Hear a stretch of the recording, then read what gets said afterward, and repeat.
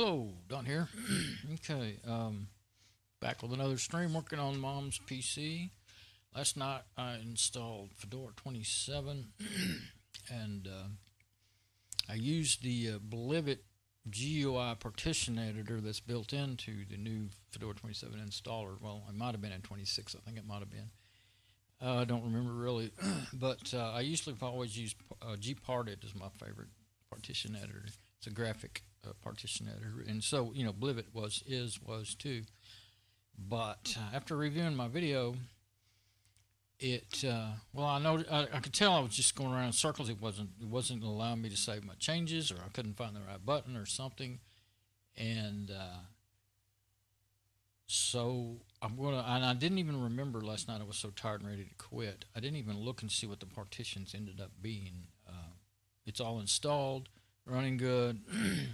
Haven't installed Krfb for remote desktop yet or anything. Haven't booted it up again. I'm fixing to. Went ahead and put it in the rack. Let me go ahead and swap mics here for a second so I can show you. I'm always talking about it, but I don't usually show it, the rack. And I will have to grab, I'm not going to use the 10-inch tablet anymore hardly, because it's just too much for the Wi-Fi, even though it was fun having another third camera.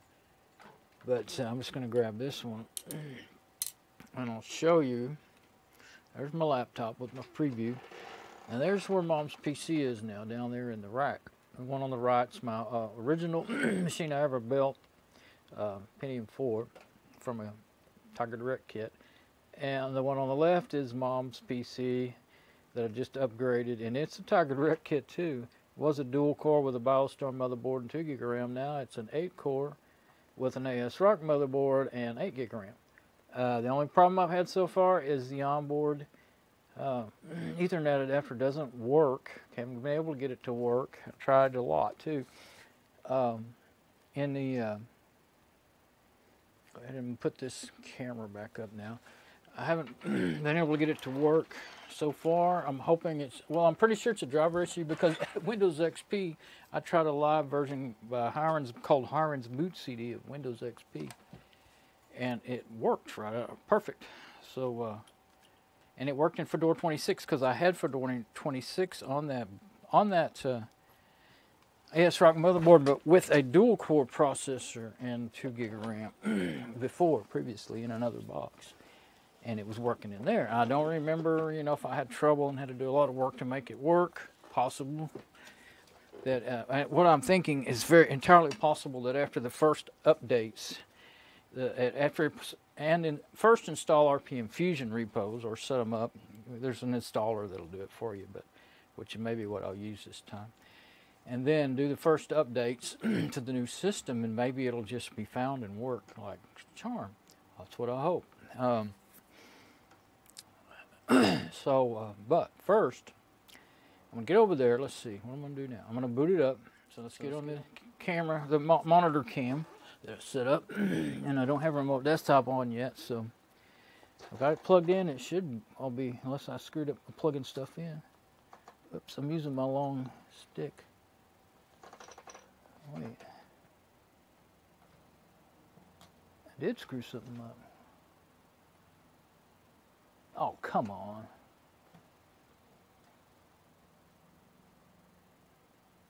It won't turn on. I hate you. Okay, no, I really don't, but I'm really pissed off at you right now. Okay, what in the world? It may be me that I'm pissed off at. I know I plugged in the power, I remember. Let's see.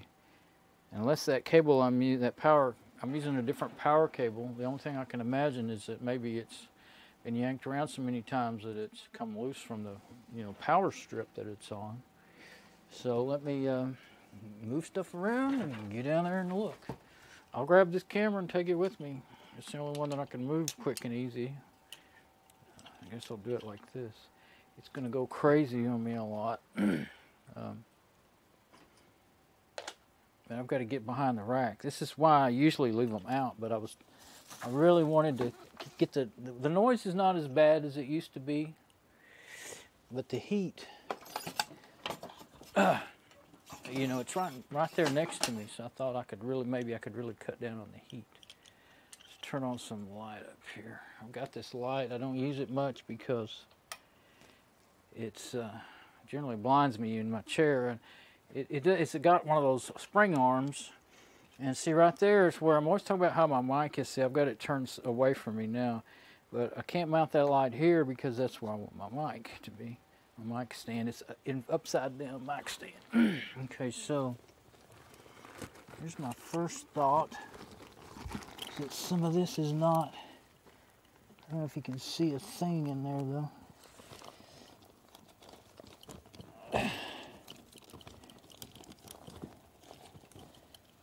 Where's this cable going? Okay, it's up there, so I can't see the preview on the cameras, so I can't tell. Sorry, I thought maybe this would be helpful, but it may just be a really, really bad video. So, let's see what we got here.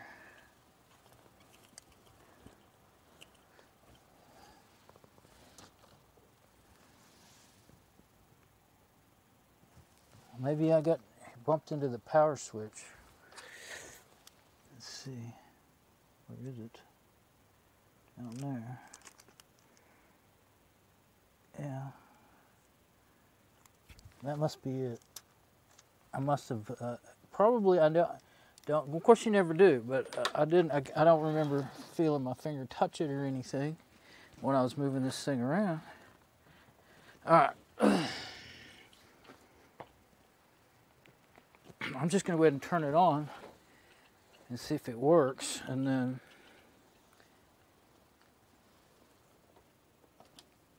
okay, that was it. It's the power switch. I bumped the power switch. That's what it's going to look like when it's running. Of course, you can't see. I wouldn't leave it there because that's right next to my bed, and that would be so much heat. It's actually not that loud now, but the heat would. I mean, if I was in bed, I wouldn't leave it running while I was in bed, that's what I'm trying to say. But it's not going to be mine, it's not going to stay in here, so. Get this bright light turned out. Now, sorry, this is turning into, I knew it would, but turned into a really bad video, but, well, this wasn't part of the plan at all. So, I can take them loose and carry them around. They're wireless, you know, streaming over the Wi-Fi, but I can't do it for more than about 10, 15 minutes because the batteries will run down. I generally just leave them plugged in and setting still. Setting still makes a lot better video. Every time I move around a lot, everything in my pockets gets out of whack. So, see, now I got to re-aim that. Okay, now, well. Always something, isn't it? See, I was trying to be all prepared. I had everything set up and done. And I didn't, and I messed up something. I looked at that switch and thought, is that on? I thought, yeah, it's on. I remember it was on. Why it didn't dawn on me, I never can remember, you know, there's a 0 and an I or something, or a 1 on there. I guess it's an I and a 0. And, okay, on, off, you know. Well, O for on, O for off. Okay, so which one are you going to use? If you don't have enough room to do anything but one letter, then I wouldn't want tiny letters that I couldn't read. That wouldn't help me much. So why did they pick O or 0 and an I? It's not a Roman numeral I. It'd be just like a, I don't know, some other font, you know, or whatever. So that I doesn't mean anything to me. O could mean on, but that's actually off, okay? Because I just switched it. I remember now, I got a metal lock on it for a few seconds here. So when it's on O, that's off. But I can never remember which one is which. As long as I've been working on computers since about '98, I have never been able to remember that. It's just not logical to me, and it don't compute. It's getting hot in here already. It's 78.8 right now. It was a little lower than that one a while ago. But I've got the, it's a 77 outside. Well, what do you expect? not going to get much better than that. The air conditioner's not going to run enough in the house to keep me cool for sure, so I got the window wide open. Before I go any further, I'm gonna have to open this. It's gonna get so hot with that thing running. I'm gonna open this other window. Yeah, let's see if we can. Oh, I nearly knocked this thing completely off into the other end of the world. Okay, I'll grab it then. Yeah, now that'll help a lot. I did it the other night. It's night time, there won't be a lot of noise. One thing I absolutely hate is if those dogs next door start barking, then they drive me nuts. Little bitty tiny yapping dogs, once they start yapping, they don't want to quit.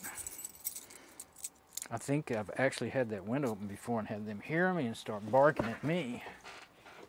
That's one reason why I kind of got out of it. I used to open both windows anytime I was hot, and then I started realizing, well, there's one thing I don't like during when there's a lot of traffic. There's a service road and a row of houses and then our houses, so between us and 199 Jacksboro Highway, and it's during the day it's really busy now, or it has been for 15 years, so it's loud. See, I can hear the cars and trucks going by right now, but they're not real loud. I don't know if they'll pick up or not on the mic. This lapel mic here, they may pick up on it. They wouldn't pick up on the SM58, I don't think. Okay, now that I've nearly turned everything over, yeah, that pillow drives me nuts, but my neck is always weak and tired and kind of sores a lot. The more I do things and lift and carry these computers and stuff, the more my neck gets to sore. So let's switch. There we go, SM58. Now we'll switch to the other camera. Now imagine I'll have to reboot it. Oh yeah, let me get my... I had to turn my preview computer around where I can get through there. Now, I want to get it reloaded and playing so that I make sure all my switches are the right ones, because as we see here, I make lots of forgetful mistakes. First thing I need to do is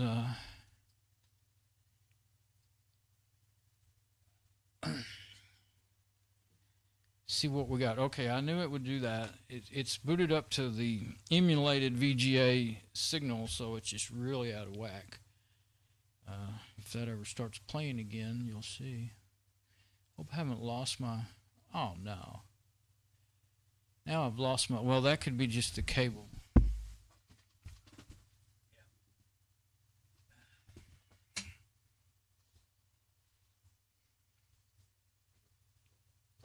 I'm going to have to break down and either... I don't think I have another... I might. If I have another cable, I can swap that one for. There's one out in the garage that may have a clip on both ends that I'm not... It's a 25-footer, but that's better than having it do that. Used to didn't have trouble with the other Dell laptop because of the way where the Ethernet adapter was on it. It didn't pull out even when I spun it around like I do. I spin it towards me whenever I'm sitting here, and then sometimes when I'm working on the workbench over there to my left, I spin it straight the normal way it would be on that rack tray. So anyway, when I spin it, sometimes the Ethernet cable comes out because the clips broke on it. So, okay, I've got audio, everything's good. What I want to do. Okay, so I'm going to, even though it's a delay, I'm going to leave this. I haven't really ever tried this, I don't think. I'm going to leave this just like it is so that I can look at this. It's just going to be, well, I'll see what I'm doing. I just fine. I mean, it's not, I don't have to read anything small, so it's all out of shape and everything because it didn't see the actual monitor. It just saw the emulated VGA, which is kind of weird because it should be like, you know, 600 by 800, but it was like super. We saw it, how we could tell how wide and skinny it was. I don't know what it was sending out.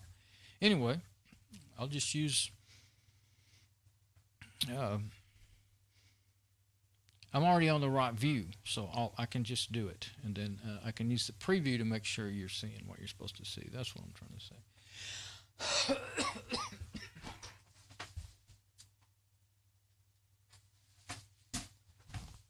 said I never have done that. I do it all the time. I just wasn't thinking about it in the way I'm thinking about it right now, I guess. But, yeah, it's 79.2 in here now, but with that other window, I can feel the cool air, you know, coming down from that window. It also gives the hot air a place to escape. Besides the one front window over there, it's just not. I got the fan going, and I kind of figured out several years ago, kind of the way I aim it, it'll kind of make the air circulate. You might see my hand waving around. Anyway, circulate and towards the window, but it's got to be cooler than this for it to be good enough.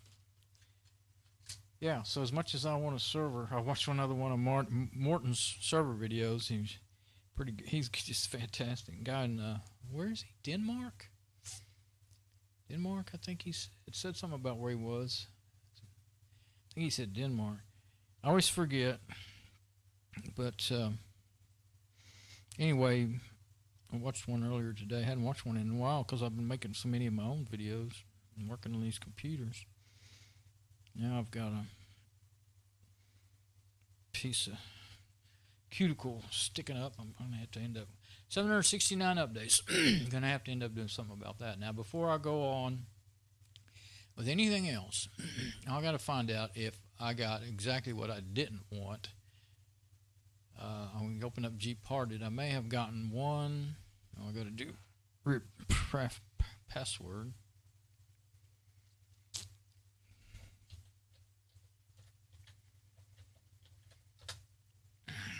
Okay. Yep, exactly what I did not want. So that means I'll make it. Well, it doesn't necessarily have to be any bigger, but it won't help center it up there. Okay, after all that fiddling around and fighting with Blivet GUI and all that stuff, I did not get the partitions I wanted. What I got was a boot partition of 1 gigabyte, and then SDA1, and then SDA2 is LVM PV Fedora ASRock 8300 like I wanted, the name was, but it's 1.82 terabytes, so I don't have any backup space on here. So yeah, the boot partition is raised up to one. It used to be like 500 and something, 13 or 15 megabytes. Now it's a gigabyte, and only 190.8 megabytes used. And then the whole rest. What's weird is usually Fedora has always, I guess maybe it's changed and I hadn't noticed it in Fedora 27, but it always installed a separate root partition and then an LVM for your home directories and all that stuff. But there's not a separate root partition. There's just the boot partition. There used to be a boot, a root, and an LVM, and it doesn't have that. And I just let it do automatic, so evidently that's what it's doing now. But I want that backup, and I guess it's not the end of the world, because during the evening and last night I got to thinking, do I really need to divide it right in half? She's got on that 250 gigabyte hard drive, it was divided in half, and each half was just about full, had 5 or 10 gigabytes left on it. So it'll be years before she would use this kind of space. It just usually seems like, you know, as I've built systems over the years, it seems when you're gonna, you know, make a working partition and a backup partition, or working partitions and a backup partition, it seems just divide it in half seems to work out the best, because if your backup's too small, you're stuck. You know, if it's too big, then you just got space wasted sitting there. So to me, I just half and half seem to work out the best. But that's for me, and I save a lot of files. So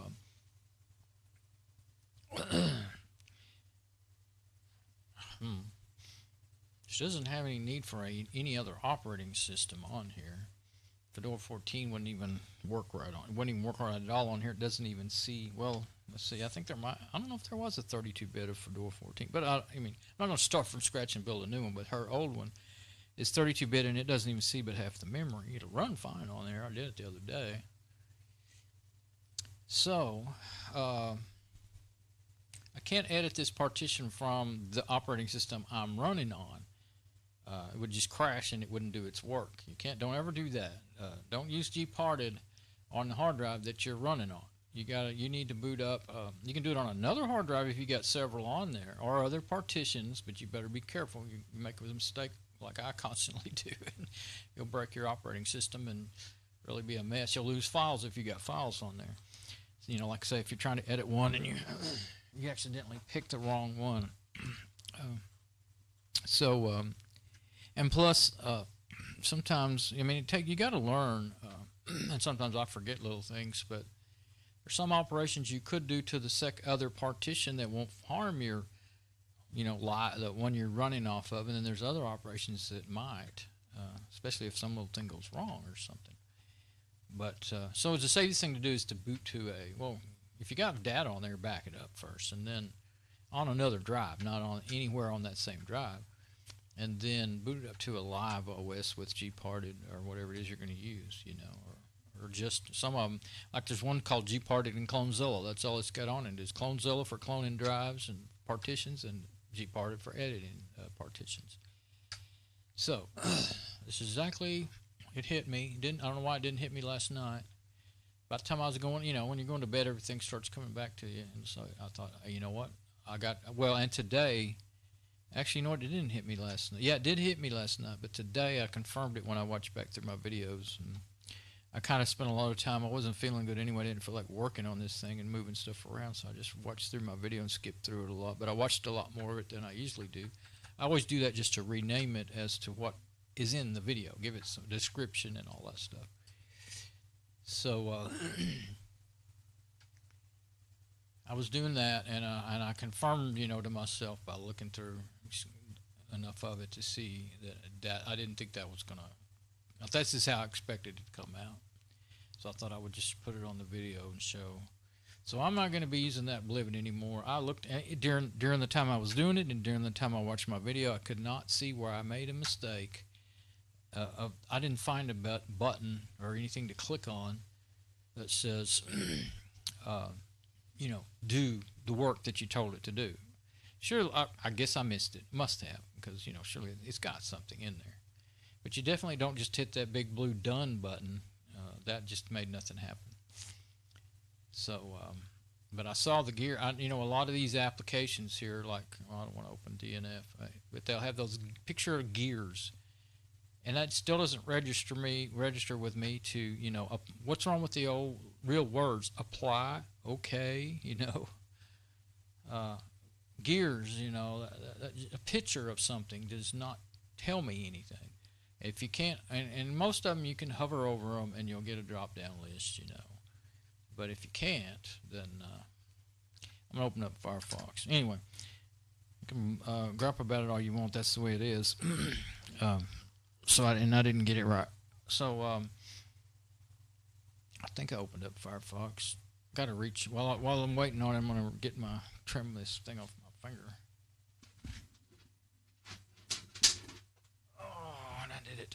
You can only,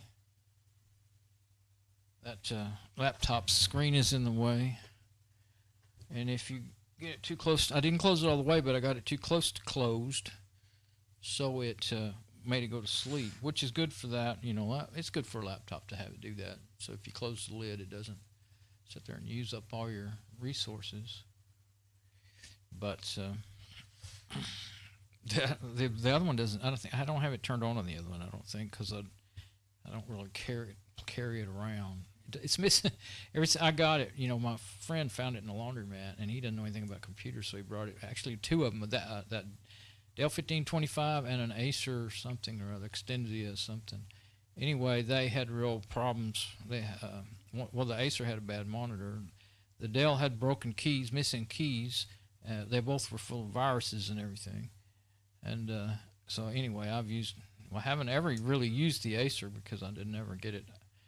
I've got new memory in it, and I've got some memory for like $10 or $15 a stick, and got it filled up with memory. I added a memory stick to it, Didn't have a power supply. Neither one of them had a power supply. Well, no.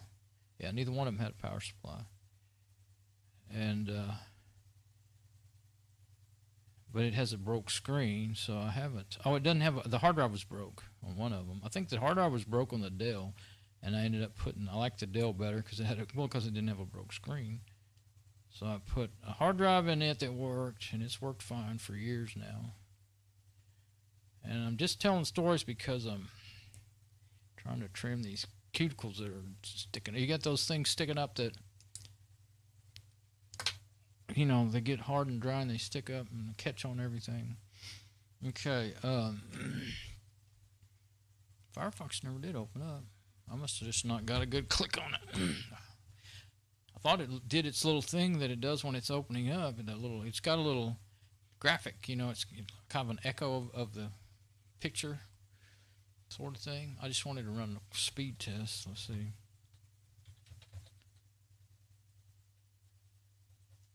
Test my net.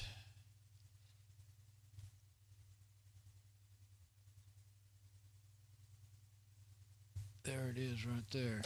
I was there last night, so there it is. Oh, and it just started running it. Okay. Well, that's what I wanted. That's way quicker than going to that other site that I used to go to. I like that test. It's called testmy.net. I think funny thing is it either runs an upload or a download. The only way you can run both is to do the automated test and let it run over and over.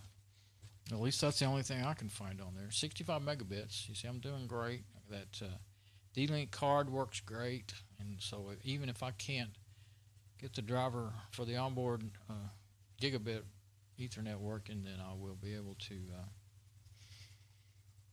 just use that one. That'll be fine for mom.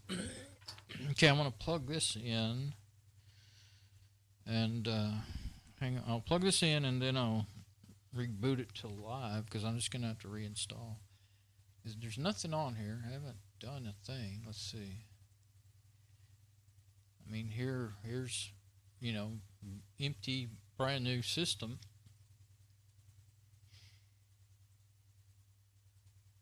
Clicked on the network. It always sits there and doesn't work. Even though, well, it worked. I don't think I have anything that's Windows. Yeah, unable to mount location. I haven't seen the window in the net. You know, the standard file browser, I haven't seen the Windows networking thing ever work for years in Fedora. It used to, back in Fedora, I think Fedora 14, it might have been before then when it used to work. There's probably something you got to set up that they changed. I just haven't fooled with it because I quit using the Samba SMB Windows networking. I quit using it because it was too dangerous, too easy to break into. I got tired of messing with it. Well, I didn't have any... Anyway, I quit using so many Windows machines too. All right, let me plug this USB stick in, get ready to reboot.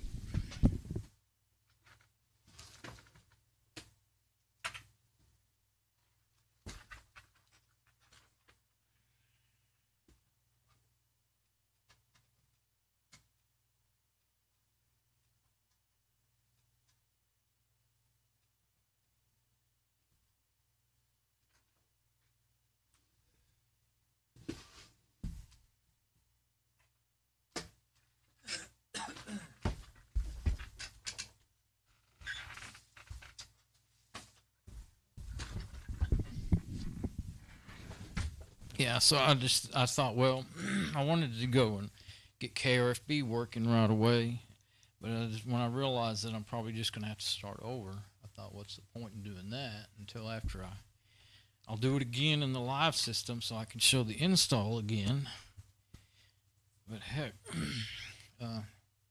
insert a medium. What do you want to do? Cancel. I don't want to do anything. U3 system. That's what the word. I couldn't remember what that other little Windows partition was called. And then the Fedora made live 27-1-6. That's what we got on my live stick. It may have been updated. It's been a couple of months since I downloaded that one. But it's not a big deal. You know, you can just update it as soon as you get installed. Maybe a slight possibility that my driver I'm having trouble with would work, but it's a little older, so I figure the problem is really that it's older and that they could have dropped support for it, but I might get it from the RP Infusion repos. We'll see. Okay. And I already did go look on the ASRock mother site, and I looked at the, what did I figure out? I figured out it's a Broadcom chip, but I never did find a place to download it. I didn't go look up that chip number and look for drivers for it, but that's a little harder to figure out the right one. If you can find it by the brand of your card or whatever, you know, through their manufacturer's websites, you'd be a lot better, easier to find the right thing. Okay, so I'm going to reboot, shut down, restart.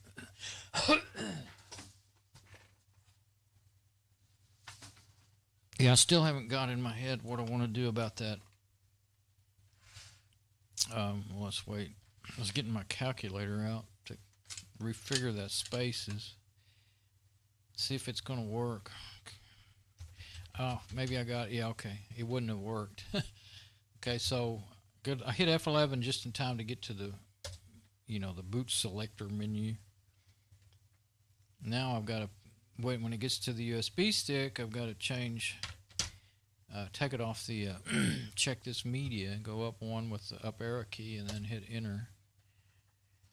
So here we are installing Fedora 27 again, getting ready to anyway. And let's see, get my calculator up and running. It'll be a little bit before I actually need it. Okay, now I'm beginning to understand.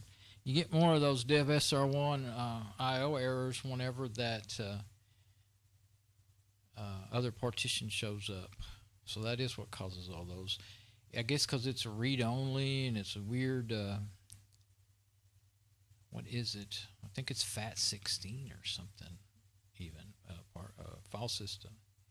I looked at it, I deleted it several times, and it just comes right back like a dead cockroach. You think they're dead, and all they're doing is snapping their fingers when you stomp on them, and it sounds like you crunched them, but they're really still alive. What, you never saw that cartoon? Yeah, there was a thing like that one time. I don't remember where I saw it. I thought it was gross as heck, but I thought it was funny too, so yeah, I know it's gross. Okay, so here's what I'm going to do. I'm not using that doggone, oh, yeah, okay, so first I'm going to install KRFB so I can do remote desktop. But here we are in GParted. Of course, there's those partitions again. I'm going to rework all that, and I mean, I'll have to, because I don't want it, the whole thing. I mean, I could just install and say use the whole space. You could do that, but I want to divide it up. So, but this time, I'm going to open up a terminal window,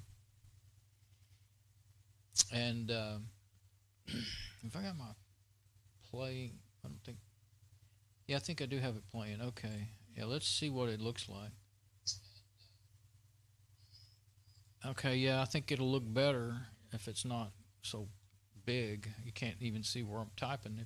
Yeah, up towards the edge of the screen tend to wash out more. Okay, so I'm going to do SU.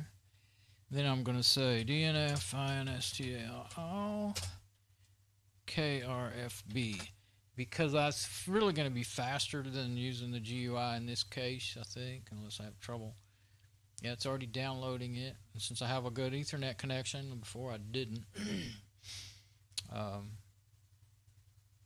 It's getting it. I guess what it says, Fedora 27 x86-64 updates 5.4 megabytes. It already did that. Now it's doing, well, it's showing the percentage of whatever it is it's downloading now. And we'll see, maybe it'll change. No. Okay, so I guess it got the newest version of the KRFB, but of course there's a whole lot of dependencies for it. I saw them in the GUI, and they should show up in here, every single one of them. But it definitely didn't just download all the updates, because I know there's 700 and some odd of those, and it's probably about 700 megabytes usually. So that's not the updates it's talking about, not this whole system updates. I couldn't remember if it would make you take all the system updates if you just started installing stuff in the command line. Now, I will make it full. Okay, you probably can't see it good, but see there's a whole list of dependencies that goes along with it.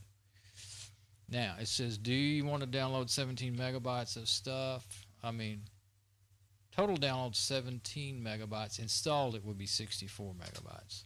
That's fine when you got 8 gig of RAM. You see, you're running in a live system, so you do have to... I've kept messing around adding stuff to live systems before when I had 1 or 2 gig or even less before those days until I crashed the system. That's what it'll do. It'll just lock up on you. Yeah, you don't get no warning or anything. You just be working along, and if you don't pay attention, if you start installing different apps and trying out different things in a live system, you'll just lock it up. Of course, it's just a live system. It doesn't hurt anything, but it's aggravating, especially if you've been spending a lot of time trying to get something done. Okay, now, what you can do, just type Krfb to start it up. I don't usually do that either. I usually go over here to the, let's see if it worked. Oh, wrong ownership. Yeah, I don't want to, I'm already as root, so let's close that. I don't want to run it as root anyway. So don't do that when you're got root privileges. Just go over here to the GUI and open up Krfb that way. Okay, now I'm not going to do the KDE wallet, and I don't mess with that auto-generated password. Same, okay, 0.197, that 59, port 5900, that's my IP address, same as it was yesterday. I'm going to enable unattended access and put a password in there.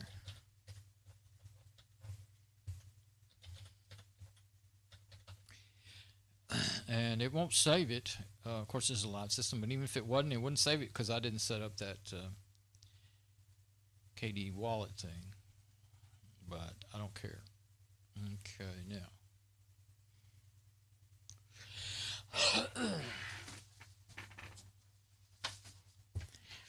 Now I should be able to just get right over here on my machine.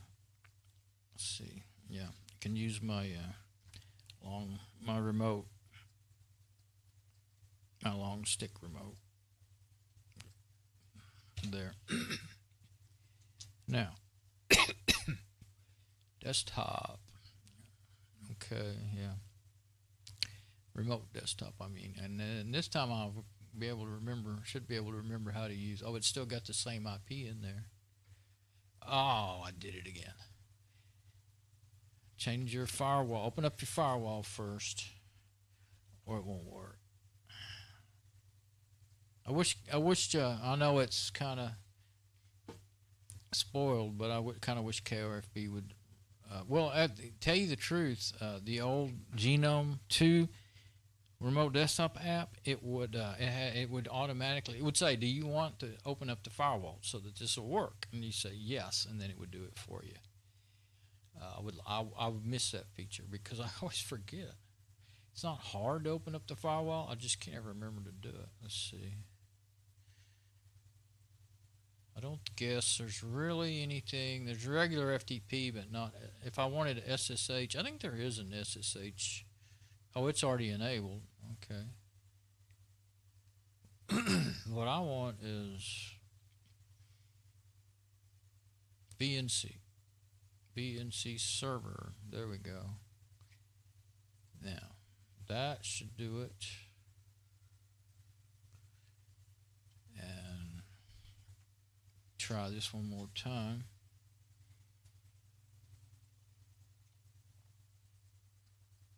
I forgot to switch my.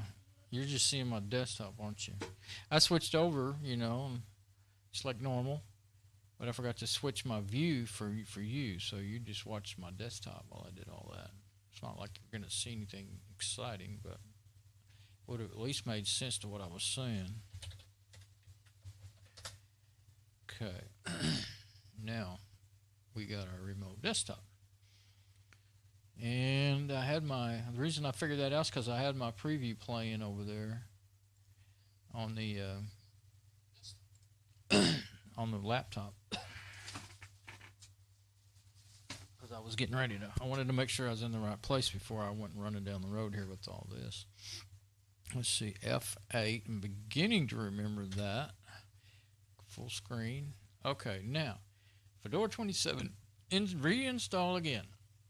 Okay, on Mom's 8-core with 8 gig of RAM, AMD, with the ASRock motherboard. Okay, let's see. First off, I'm going to do like I have always done for all these years. The last time I installed this on this machine, I did. Oh, I hit KRFB. I did it this way. And KRFB is already running on this thing, so I don't know what it'll do. Let's kind of wait for a minute. Dang it. I guess it just didn't do anything. It didn't even bring it up. Usually if you try to open up an app again, it'll bring it up into where you're at, you know, to the window you're at. What I want is GParted. Now, we're on remote desktop, right? Yeah. And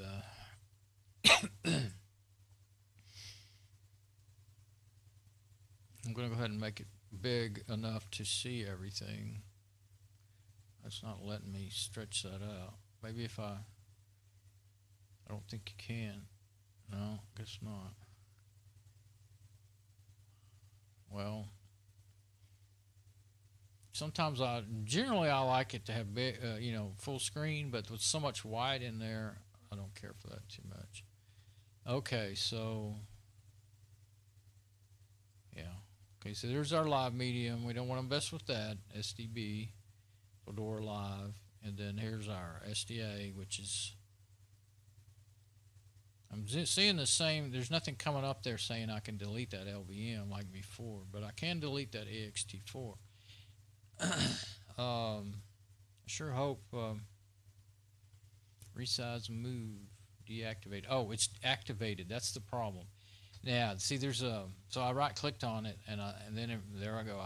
Just checking around at the options will help you a lot. Somehow I messed up. Did something. I must have hit reload on the page. I was trying to reload or I hit the home button somehow. I don't know what I did, but anyway, I didn't get my preview where I wanted it on my laptop. So anyway, LVM is active. Once you've already installed it, even though you booted it to a live medium, it's active. It does that automatically. So you need to deactivate it. You don't want to.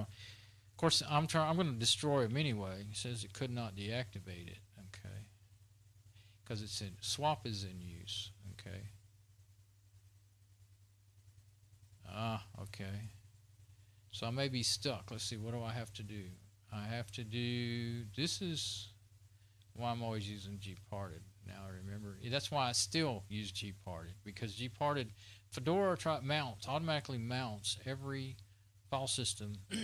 Well, it's not mounted. You can see it's not mounted over here. It would be, if it was mounted, it would be showing up over here, but it is activated.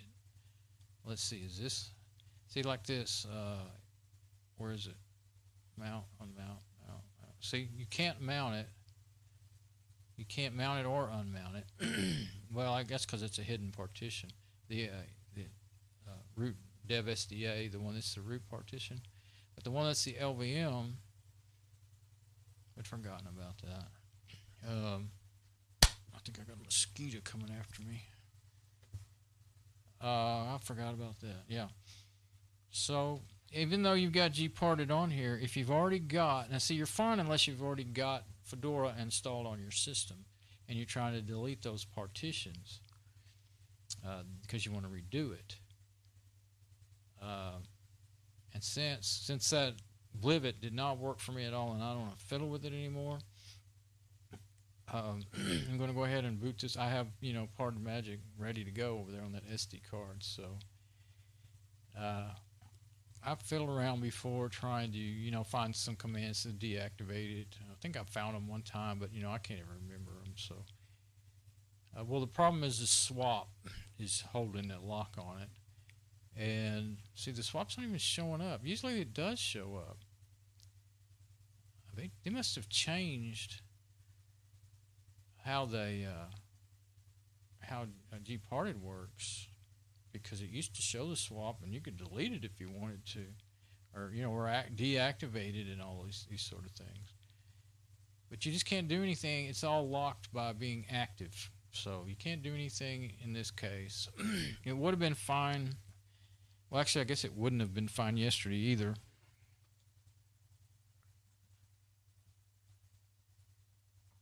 I'm trying to get that thing. I would have ran into the same problem. I forgot again. Okay, so I'm just going to have to shut it down. That's the wrong place. Shut down. And I'm going to take out that one because that way I won't risk damaging it with my partition editor. Boot to Parted Magic. And go from there.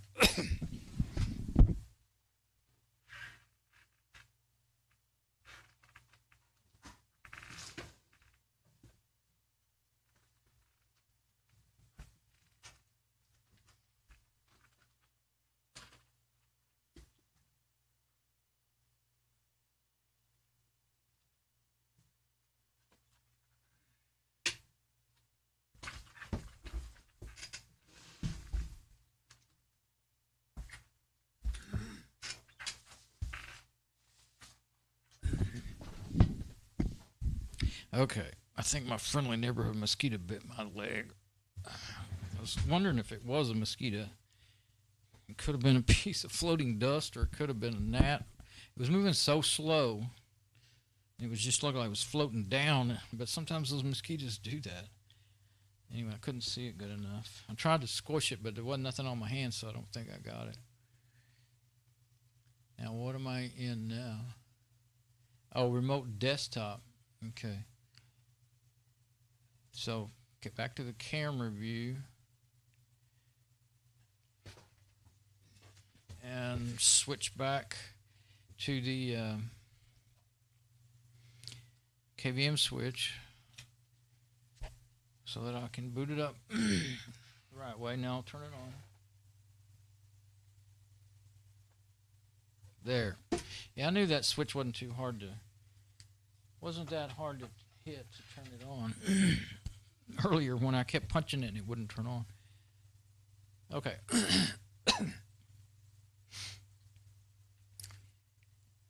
Let's see. Oh, 11. Did I get it? Oh, yeah, there's only one in there, but it wasn't going to boot to it, so now it will. That's easy. If you can remember to do that, that's easier than going in the BIOS and, moving all that stuff and hitting save and all that. That's easy. Okay, so once we get into the easy to boot, I still haven't worked on it to fix, the ones that don't boot. Well, I haven't had time. I mean, I just haven't been. If I don't have to have it, I'm not messing with it right now because I'm trying to finish Mom's machine. I'll never get done with it. With all the trouble I've had, I'll never get done if I don't stick with it. I'm really easy to get sidetracked. So, well, let's hope it's working right. Should have really already come up by now, I would think.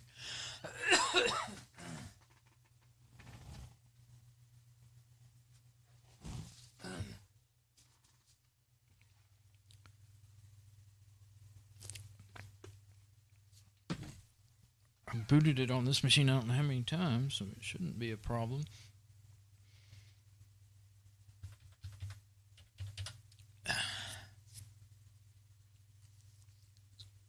Of course, I probably did have to hard shut down with it running because that thing wasn't shutting down good. Dadgum you. Okay, wait a little bit. Banging into my mic, moving it around. Sorry, probably making noise. Kind of in a hurried up mode, and it's really just making me fidgety. I'm going to turn it off and turn it on again because this should have already done something.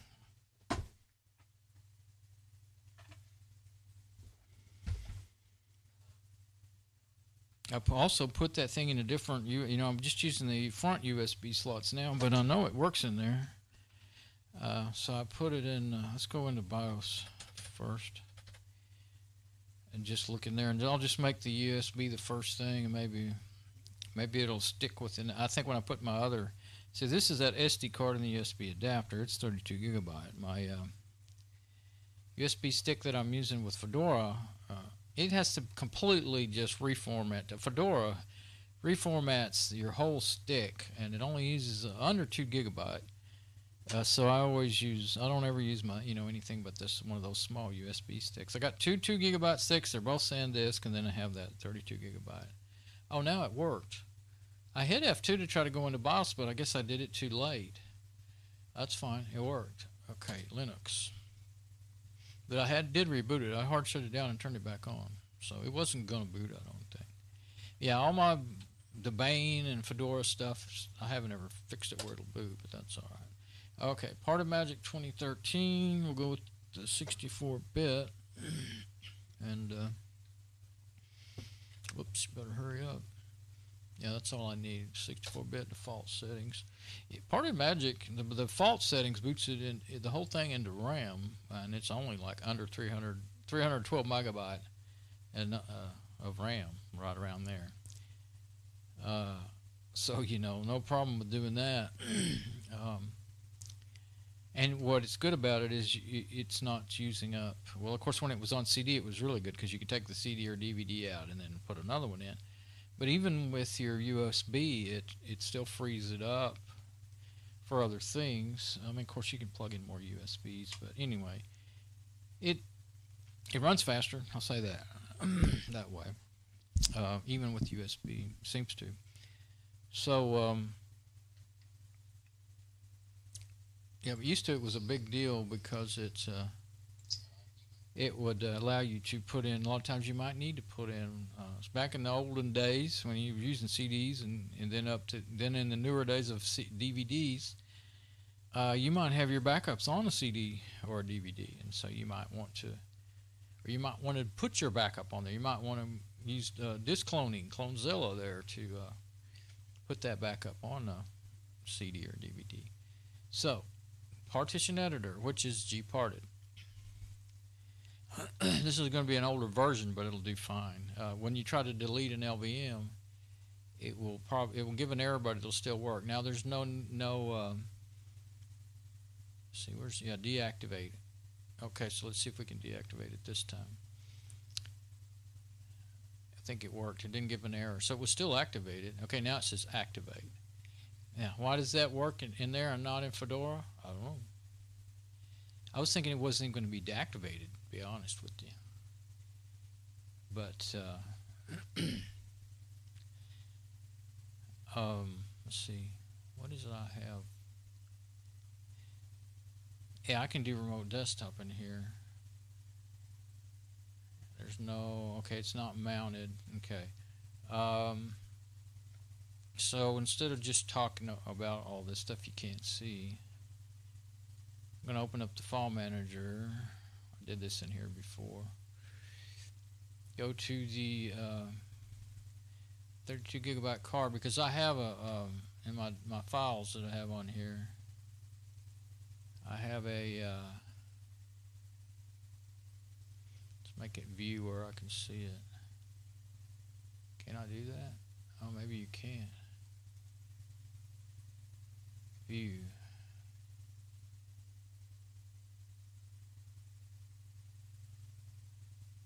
Details. There we go. It's pretty small, but I can read that so much better. Team viewer 12, team viewer, and all I need to do, let's see. Yeah, just extract. See, there's 12.71510,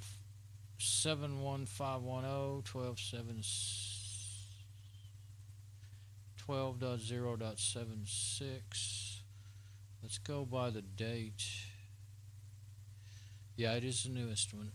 Okay, let's do, there's the view. Oh, I was thinking I could do a twin panel, but I can't. Okay, well, that's fine. Okay, I'm just going to say extract to the downloads. No, not that one's downloads. The file system, home. Actually, home is fine. Yeah. Home? Yeah, that should be fine. Just as long as I'm not on the... I can find it, and as long as I'm not on the... the SD card. It won't run from the SD card when you're doing this. I'm running TeamViewer live mode. Can't do it from the SD card. Okay, now it's divided up in separate sections there. It's kind of confusing. I'm just not used to it. Okay, home. Now there it is, TeamViewer. TeamViewer, and all I have to do is I can probably just say run. Let's see. I wanted to open a terminal. There is what I wanted to do. I'm going to try execute. Doesn't say run execute on here. It says let's look at properties first. Make sure it's going to be able to run. Yeah, it's yeah, you can execute it by default. So I should just be able to say execute, and it should run it. Yep, it did. Accept the agreement, and there it is. So now I'll have to write this down. I'll probably have it written down somewhere, but as soon as it gets through actually opening up. Oh, it's good that I moved that. Yeah, I have a habit. I like to remove things when they're not where I like them. Whatever that is, I don't need it. That's just part of the advertisements or something. Here it is. It's ready to go. And it's I got to write down the TeamViewer.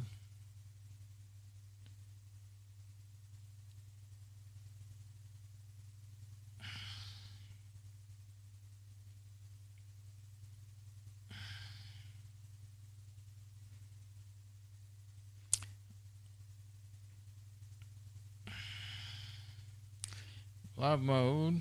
I'm right. I have it written down somewhere, but it would take longer to find it than to just do this. ID 7. Okay. I won't call anything out. I'll just do it.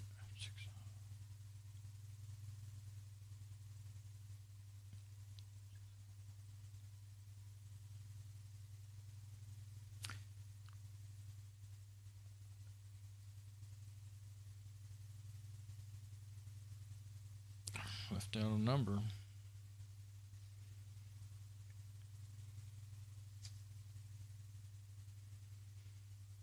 Okay.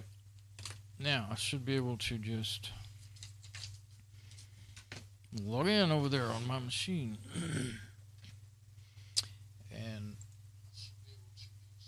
and you'll be able to see what I'm doing exactly. Okay. Switch back to my machine and then go to remote desktop. This is this part right here is actually the trickiest part. Took a lot of reading and learning on this for me, and it's the most dangerous part of installing. I mean, there's if you just got a brand new hard drive like this, you know, it's not a lot to worry about. But there's some, you know, if you've got, like most people that are going to start Linux for the first time, they may want to do a dual boot with their Windows and Linux system. That's how I did it. And I think I did. Anyway, I did it right away. I don't know if I did it the very first time, but I might have had an old machine I tried it out on. But I had more than one machine. I didn't have a whole bunch like I have now, but I had a couple. But anyway, let me get this whatever the last machine I was on out of there. Since I've done this before. No, it didn't. It didn't come up. That number may have never been used before in here. Maybe that number gets changed on the live version.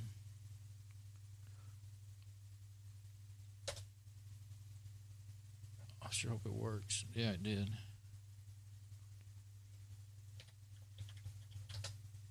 Okay. Cool. So there we go. Now we're remote.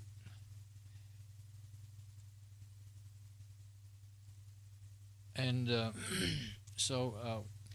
now on a brand new hard drive that has nothing else on it, or I mean nothing else that you want, since I've already done this twice now, it does have stuff on it. And of course, here's what I did. The LVM was active. I right-clicked, and it was activated, and it said deactivate. So I clicked on deactivate, and now it's saying active. So I don't want it active because then you won't let you edit it or delete it. Is what I want to do. This one is, it says mount on media SD. Well, you don't want it mounted. You don't ever edit a mounted partition. So it didn't mount it. So Fedora activates, and a lot of, well, it depends on what it is. This is a hidden partition for a hidden boot partition, so it doesn't mount that. But if it would have had, like I was saying, normally you would have a boot partition, a root partition that would be XT4, and then your LVM. That's at least up to Fedora 26 it's been that way. I guess 27 changed it. Another thing I wanted to mention is, I was talking about it in my video yesterday about how Fedora took away your desktop folder, and then and everything that showed up on the desktop was just in your home Don folder or home user folder, whoever you are, however you made it. They went Fedora 27. I'll try to remember to show it, but I want to mention it. They changed it back, and I'm so happy about that. They put a desktop folder back in there, so because that was a real pain in the butt. Everything in your home folder would show up on your desktop. Every folder, every executable, just everything except for folders with dots in front of them. And log files would pop up on there whenever an application saved a log file to your home directory. And they'll stay there until you delete them or move them or something. So I really didn't like that one bit. I guess a lot of people didn't, and they told them about that. So now, sometimes it actually matters which order you delete these in. You'll get kind of hung up if you don't. It kind of seems like if you're going to follow a rule, start at the bottom and work your way up, if it'll let you. So see, I can delete now. So I'm going to hit delete. You're deleting a non-empty LVM. Do you really want to do that? Let's see what all it says. It's irrevocable. It will destroy all the data.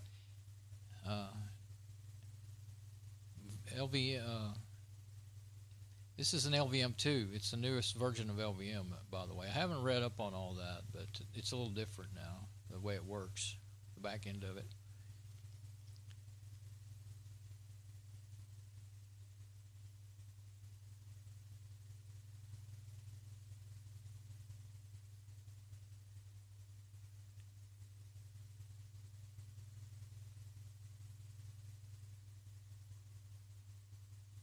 Okay, it's saying you should go do all the, well, I can't read it.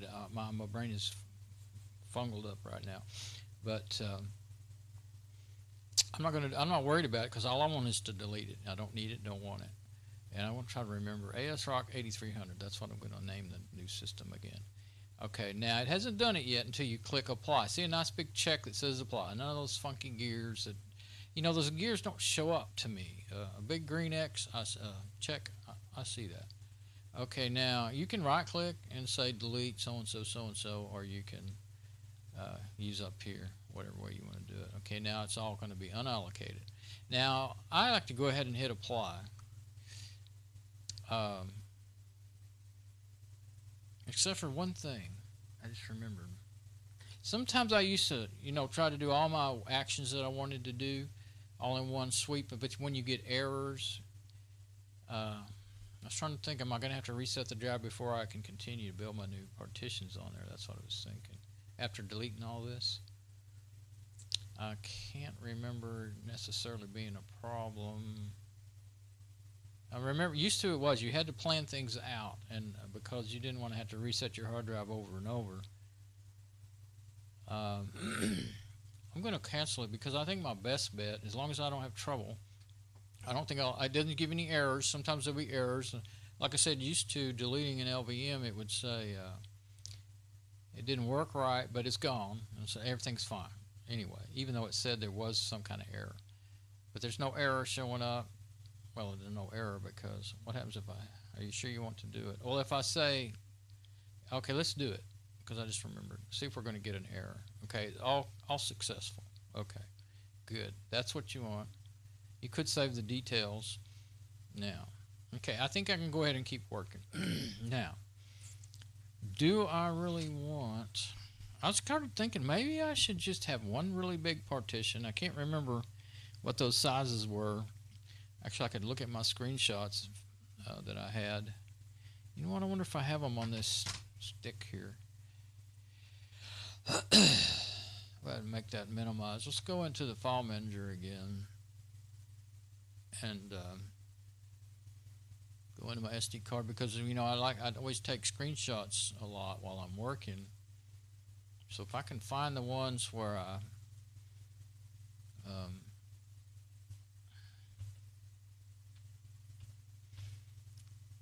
formatted that drive the last time, because I don't think I did it in GParted though, did I? This is why I was trying to install TeamViewer and all that stuff. There's so many of them. Yeah, I think I was just in the regular live Fedora one, because I didn't have anything on there yet, and I didn't have any problem with doing it that way. So, well, of course I can just say, yeah, it doesn't tell me the megabytes like the other one did. Let's see if I can, information. Yeah, no, just 1.82 terabyte. Okay.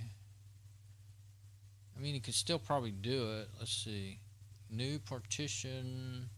Yeah, let's see, that's in megabyte. And I don't want, it defaults to ext2, so you want to pay attention to that. I mean, well, just go with the newest one. That's the best thing to do. Primary. Line to megabyte label, leave it like that. Don't change that. Align to megabyte. Labeled, you don't have to put a label because Fedora will do that. Leave that free space proceeding, because that's needed for the MBR, master boot record. If you take it out, it'll usually just put it back anyway. But of course, here's one thing you can do: just drag that.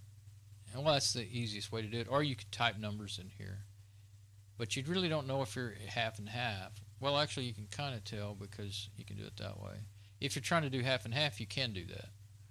See, that'll 957, 950. It's hard to hit this right spot, but 9, 8. Well, it's already way too far. This is really hard to. And let's see, if you leave the mouse over it, will it? Can use the keyboard? No, some of them you can use. Oh, well, if you're in the right spot, you might. Let's see. No, so you have to use that deal to drag it, or else type in there. Oops. Yeah, and then it'll do that. You can drag the whole thing. You can move that partition to a different spot, and I've used that before. I'm going to put it back like it was, and see, even though you drag it as far as you can, it doesn't take away that 1 megabyte, because that's a setting there. But it put it back to 0 following. Okay, so, well, there's how many megabytes you got right there, of course. Okay, 9. It's so tiny I can't see it. 07728. Let's see. 1907728. 1907728. I have to do this over and over. My eyes cross letters and numbers and all kinds of crazy things. That's why I can't be a programmer.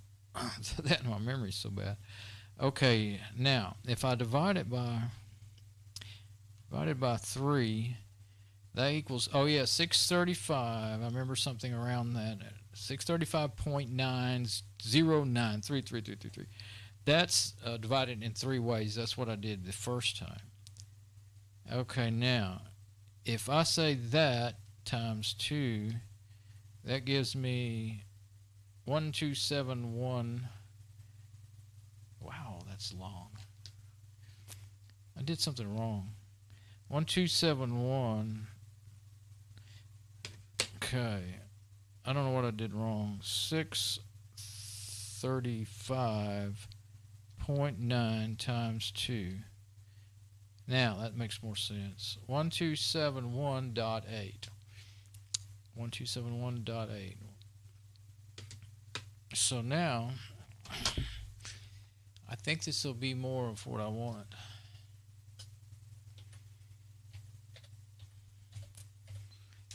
And then once you click down here in the bottom one, it'll take it.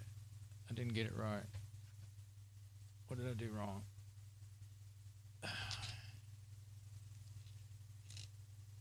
And 271.8.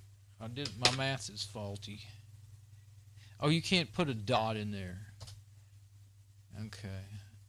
Now, it's still not right. I can tell by the graphic up here. try that again. I completely fouled it up.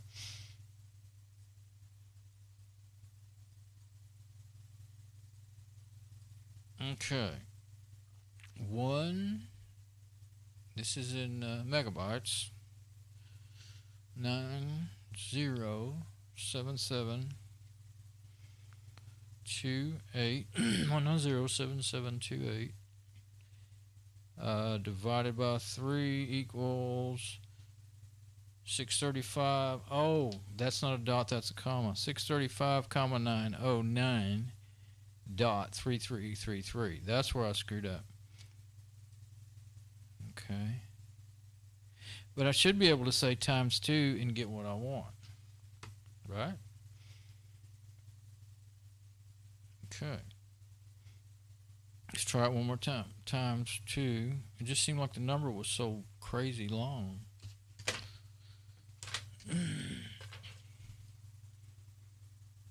Oh, okay. 1271818 and then dot 667. 1271818. 1271818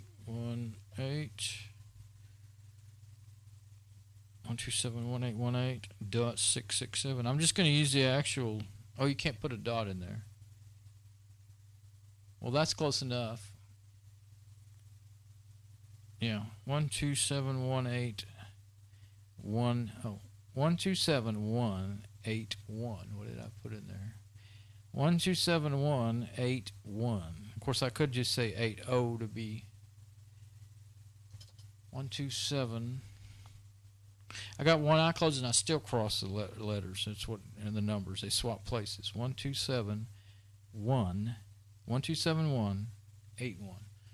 127181. Let's just say 80. That'll be more rounded off. I think that'll be more of a rounded off gigabyte size, I think. 127181. Well, maybe not. Probably wouldn't be. 127181. 127181. Now let's see what we end up with. It's still completely wrong.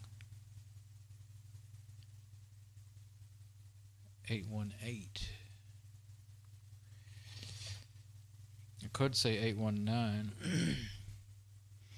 Yeah, I'll round up. 127. I'm sorry, I just keep having a lot of trouble, even more than usual. 1271. There's commas everywhere, and it's really throwing me off. I'm used to calculators only showing. I never count any big enough to get to another comma. I'm just used to looking for one dot. And see, I can't see it. I can barely see it with the magnifying glass. 1271818. 1271819. I went ahead and changed it to 1819. Now, finally, if it wasn't for that, now you know why they put that graphic readout in there. Of course, they could have just dragged it and estimated it and all that. And then the size after it is 635,909. So that should be plus 635,909 plus 635,909. Yeah, 197. Of course, this is all in megabytes, so I don't. But that looks right. I'm pretty sure. I'm just about certain I have it right. I won't know until I see it in gigabytes, really. And some of these you can change the display, but you can't in this one. So you've got to work with what it gives you. Oh, it tells you after you've done it. 121 terabyte, 621 gigabyte. That would be my backup space. I don't see why that wouldn't be just fine for her. For a long time. I mean, if her backup space became full, then you could always buy, do what I do, buy a backup drive or something, and then you could go ahead and extend. You can grow and shrink LVMs without damage. That's why they like them. Fedora uses them. There's very little, if you do it right, there's very little danger of losing data. You can do it in a live system, running system, and so I think. Well, anyway, you can do it. Maybe you need to unactivate it first. I can't remember now. But like do it from another system, you know, like I am right here. But, well, there is no, because there's a program that was in Fedora 14 that would do it for you. You could resize LVMs. And I never did do it because I was scared of losing my data. But because there's a bunch of them I want to do on my old machine and never have done it because I wanted to back up everything first. I wouldn't just do it. You know, I would back everything up first. But, of course, then there you are, the money spent for our extra backup.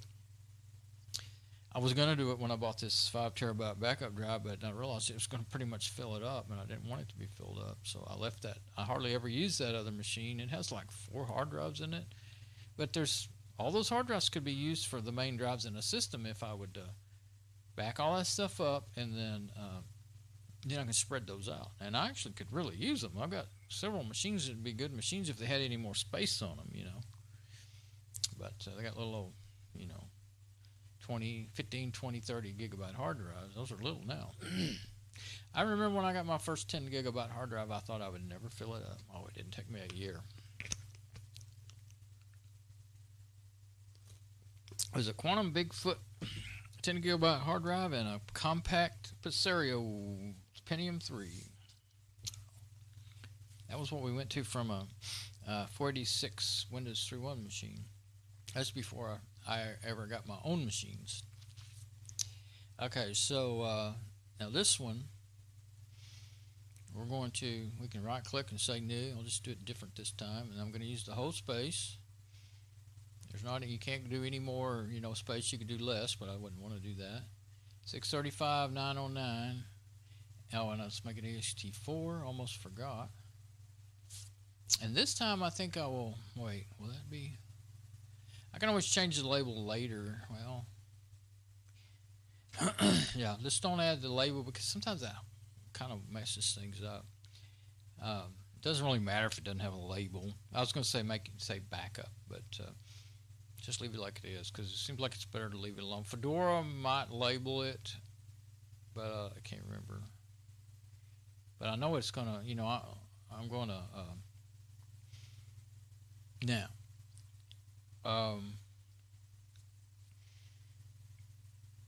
in this case, the only thing that right there was for was a placeholder to show me where to put this. You know what I forgot? You know, I'm going around the block 5 times.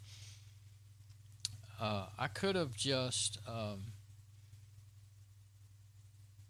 made that partition, figured out what size I wanted. Well, I didn't know what size I wanted it, but this partition here, I could have made it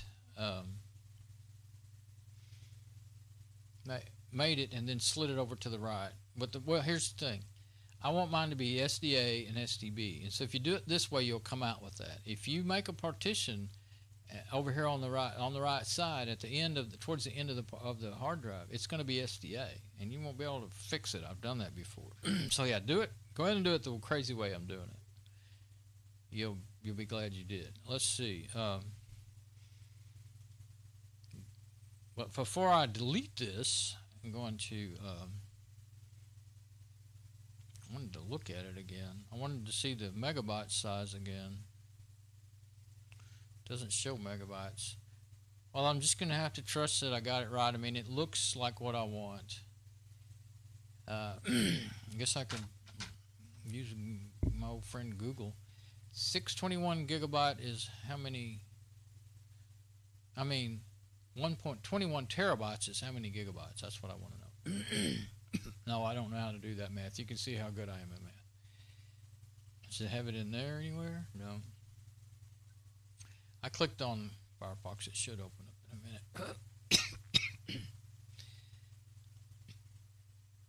But I was thinking there was always a way to see the different types of measurement, but I'm not seeing them. So, but before I hit apply, I can still go ahead and delete that one is what I'm thinking, and then I'll end up with what I want. Well, no, because I might lose my SDA, SDB. Yeah, I probably would. So let's don't do that. I don't think that Firefox click worked.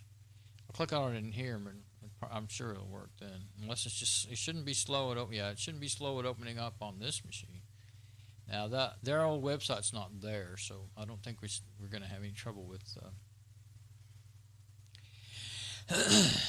Let's see. I already forgot what it was I wanted to look up.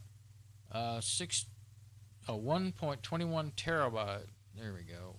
1.21 GB equals GB. It should just show me right there. I want terabyte. Oh, I put plus. Not.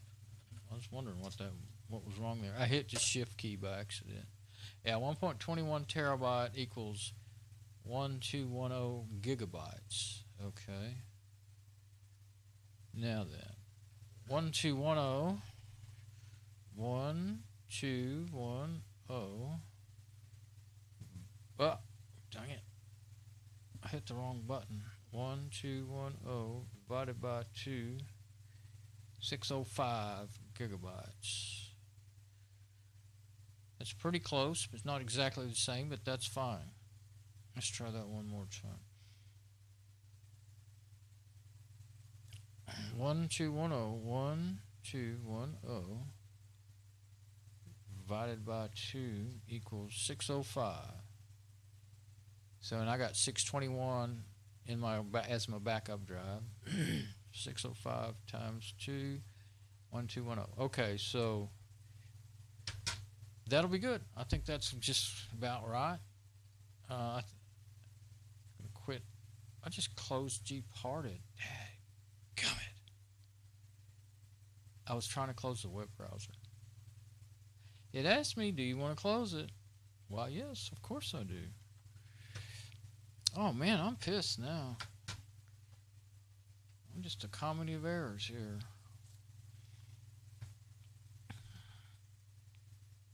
I just realized my preview is playing still after all this time.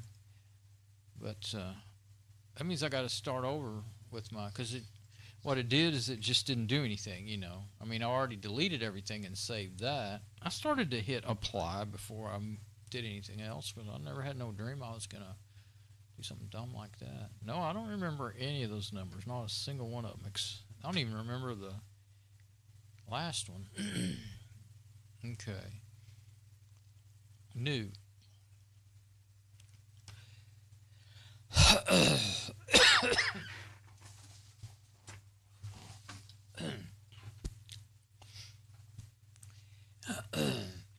Yeah, it would be nice if they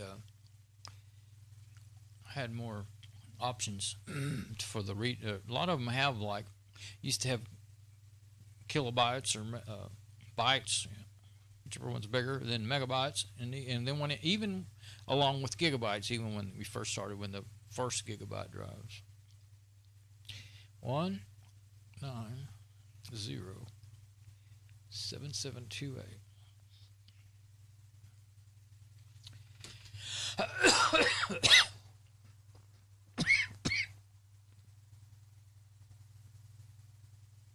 1907728 divided by 3.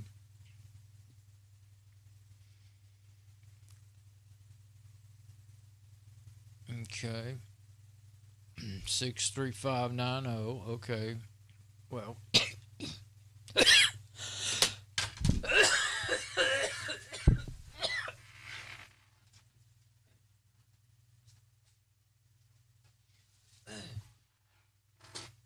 Sorry. I guess I better get me a cough drop because I've had enough allergy medicine today. And actually, my nose is open and everything. It's just, it's 80 degrees, 80.2 in here, and I just dropped one in the floor. I'm not even going to look for it right now. And I can feel the heat around me. That just starts making it worse. I do feel a lot of drainage though, but I've had 2 of those things today. Those cold pills actually.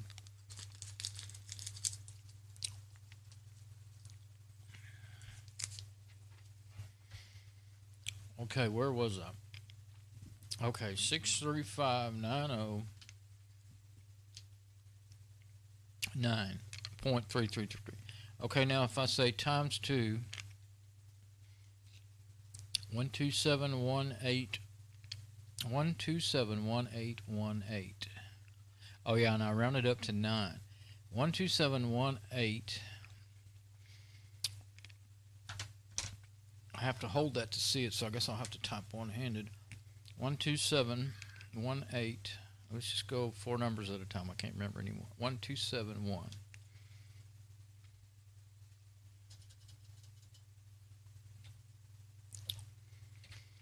1271 818. I'm going to make it 819. Look, now it's kind of sounding familiar. 1271 819. Turn the light off. 1271 819. Now when I click down there, I used to run around and around with that. Why doesn't it work? But you got to click down in the other window and then it works. 635909. Okay, and if I hit divided by 2, 635909. Oh, that actually works real good. Okay. 635,909. Yeah. Okay, now that'll be SDA. I did the wrong type, partition type, but you know what? I'm going to delete it, so it won't matter this time. Remember not to do that, though. Now, whatever it'll let you have there, but make it ext4 because that's going to stay. That's going to be my backup partition. Can't make it any bigger. There's no more space to be had. ext4. Now, what I was saying a while ago, before I so rudely screwed everything up, I'm going to hit apply this time. Okay, it's going to destroy data and all that stuff. Of course, there's no data on there right now, so it'll always, that's just a standard warning, you know. And it takes a little bit to write, you know, especially the bigger the partitions it's working with. It takes a little bit of time to write them. So I'll be checking my stream and using my cough drop so you may hear all that.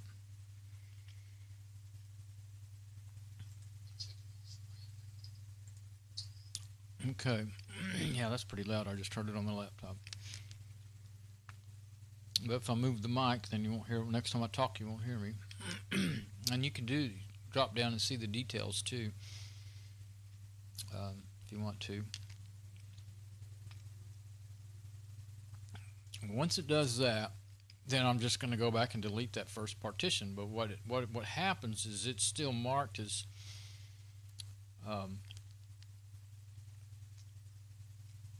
they'll be marked SDA and SDB. From what I remember from yesterday, anyway. Oh, it'll be SDA and then SDA1. I'm sorry, it won't be SDA and SDB. It'll be SDA and then SDA1. I think. Well, let's just wait. I just don't like them to be in backwards order. It's actually what happened on Mom's previous system, and it didn't hurt anything whatsoever. It just, every time I got on there trying to find the right partition I wanted to look at or whatever, it confused me. It just threw me in a loop. So, yeah, it's much better on, even though Harsh Machine's not really loud now, I don't really hear it at all. I can hear it that it's on, but that's it. And I have to stop talking to even hear it. And actually, I think it is helping with the heat right around me, you know, even though actually it cooled off a little bit at 79.9 now, but yeah, opening another window definitely making a big difference. This does take a little while. Oh yeah, and you can do this drop down there, and you can see where it's at. Creating empty partition, setting partition type on dev SDA1, create new AXT. That's where it's at right now. Still doing it. Now, if gears meant anything, that's what it would mean. It's working right now. Not apply. Clicking the gears don't mean apply, but that's what you have to do on a lot of these applications now. It changed all the icons, and I know you can go in there and change the icons to what you want in Linux, but it's a lot of work. I'll do, icon sets, or I like to just start with themes, and if I find what I like and use that. You can spend weeks messing with that stuff. Since I don't remember what I did last time, then it doesn't do me a lot of good, especially when I use a lot of live systems. But this is taking even kind of longer than I even would have kind of expected, because I'm on such a more powerful system. But just imagine how much longer it would take on a dual core. So there you go. It's done with that. And I'm doing it this way rather than, before I hit apply, I could have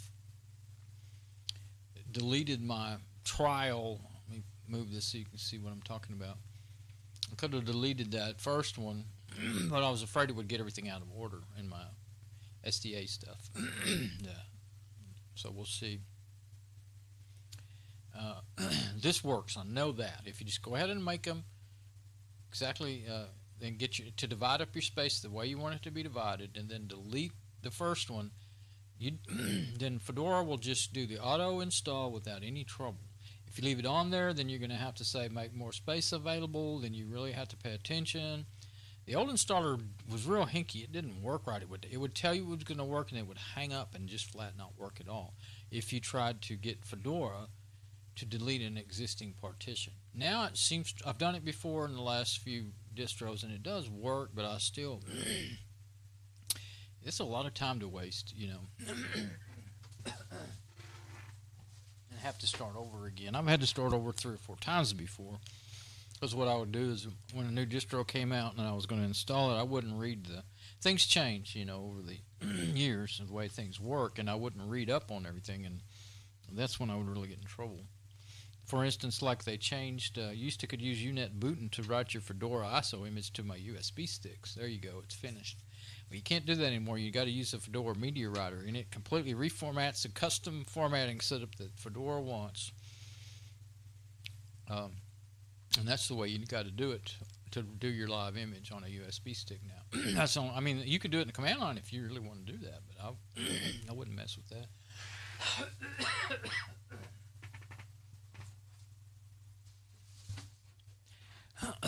Okay, so see, it says created empty partition, set partition type SDA1, create ext2 file system. Then on the second one, it did create empty partition, and for some reason that's just how it does it. Set partition type on SDA2. Okay, yeah, SDA1, SDA2, and then create ext4 file system. And save details is just the details of what happened. So you can do that. If you had an error and you want to try to figure it out, you might. I've done that before. I'm hit close. Now see, it's just refreshing. Now since I want this to be empty for my SDA1 to be empty to install my Fedora on, I'm going to turn right around and delete it. And then hit apply. And then when and it's already done. And whenever calibrated dev SDA1, delete, calibrated, deleted partition, and that's it. Now, I'll be ready without any problems when I get ready to install. Since it's not mounted, you could mount it, but there's no need to do that. And the good thing about doing it in Partimagic, no questions about whether you need to reset the hard drive, because it's going to get reset. Reset means just turning it off and turning it back on. I don't know. when you reboot, that's enough to reset it. I suppose it's really quick, but while you're rebooting, I don't know if it actually loses power, but it shuts it down, deactivates it, and then turns it back on. I don't think it ever loses power during a reboot. So,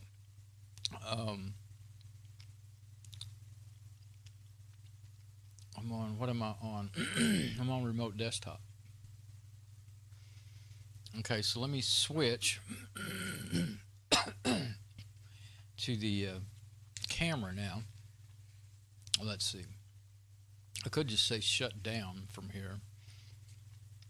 Yeah, let's say shut down. Well, you have to go log out shut down. Hopefully it'll work. Restart, turn off the computer. I want to turn it off so that I can, of course, I'll just lose my connection here in a minute. I think part of Magic may just freeze, and the last thing, of course, it's still moving, so I don't think it's done yet, happened yet.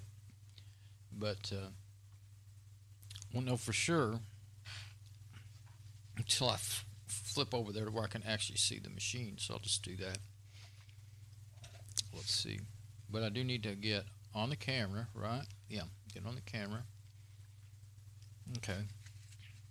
Now I can flip over there.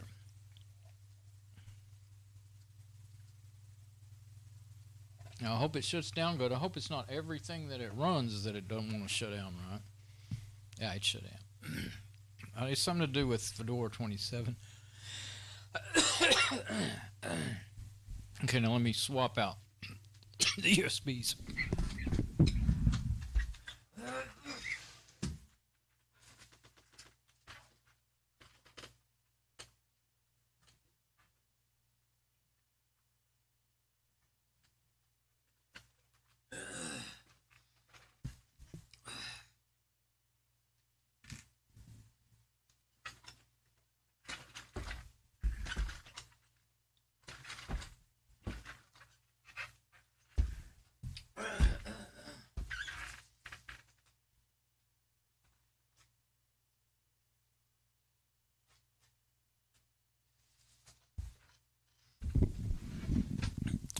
Okay, let's see.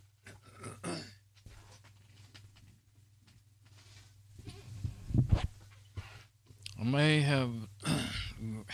have to give in and get another pill here. I'm going to turn on my preview again so I'll know what's happening. I'm going to start it up.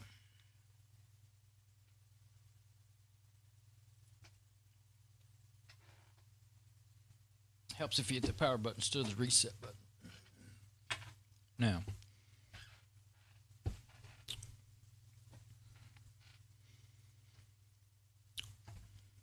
I guess I might need to hit F11 to, I'll go ahead and make sure it's going to boot to the, yep, I had to get my pillow into place. I saw it go by on my preview. It's funny when you put something that's in front of the screen and it makes it show up. I didn't realize it did that so much at first. Okay, so I moved my arrow key up to the top to get to start from Fedora Compiz 27 Live off my USB stick. And let's see. I'm going to put this, kind of get these sticky notes straightened out a little bit. Oh, there it is. Yeah, there were different numbers. So there's no point in saving those sticky notes because they change when you reboot it. The ID number is not the same. I thought it was, but it's not. Or maybe that was on two different machines. Maybe it does it on the same machine or something. But anyway, I'm throwing them away so I won't get confused.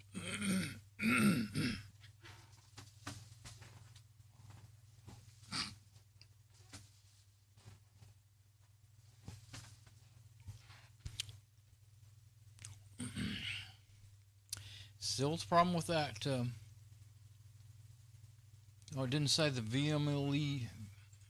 I can't never say that right. It didn't say that same crash. It just said we had a problem. Do you want to report it? Didn't say what it was this time. But as long as everything works like normal, we're fine. Like it has been, I mean. Okay. Now. Normally I can reach my little allergy pills, but I always have to clear off my little table over there. That's where I keep all that stuff all the time. But whenever I went ahead and cleared it off because I needed to move it around. I knew I wasn't going to put the machine on it this time, but normally I put the machine on it to work on it. You know, when you can see the inside of the case and all that. I'm down to the end of my cough drop. I gotta have a drink.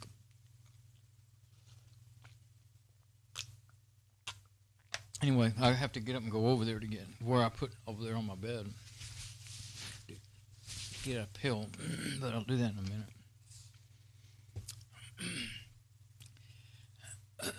That cough drop soothed the itching in my throat that makes me cough like crazy, but it didn't help the drainage one bit. Let's check our IP address. Make sure everything is still good with that. 0.197, 100 megabits. I'm gonna make sure internet's working before I start my new install again.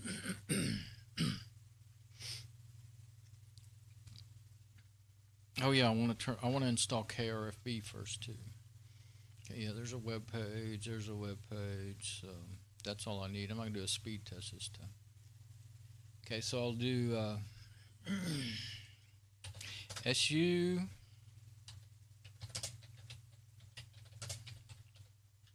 DNF space install space Krfb. That is quicker than opening up that Dragora is really slow because it takes forever to bring in all the updates.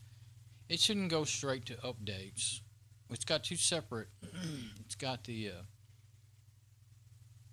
that's up in here, and then see it has DNF Dragora and then DNF Dragora updater automatically check for updates. It opens the same app, so why not have this one open?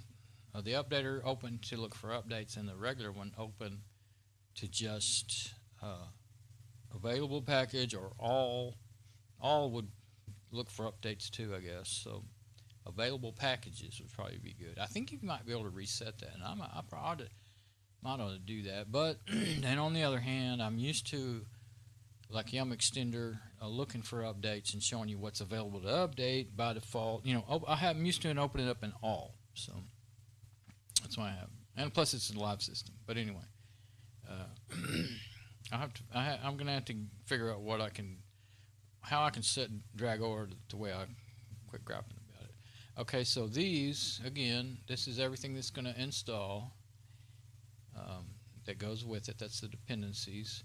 So it's going to be 17 megabytes and installed size 64 megabytes. Hit Y for yes and enter.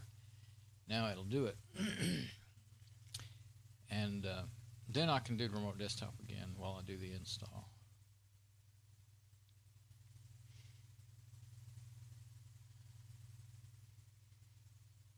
Yeah, see, if you saw these other videos where I was just getting aggravated as all get out with that, especially when I didn't know what was going on.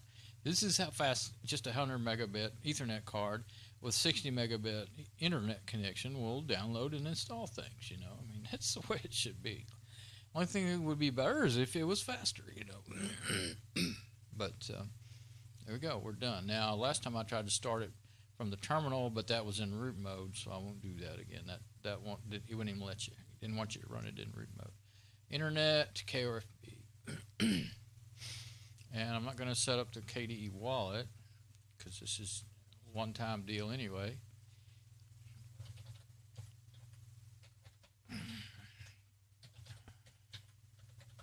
So now I'm setting up unattended access for KRFB, and I'm just going to move it to the last workspace.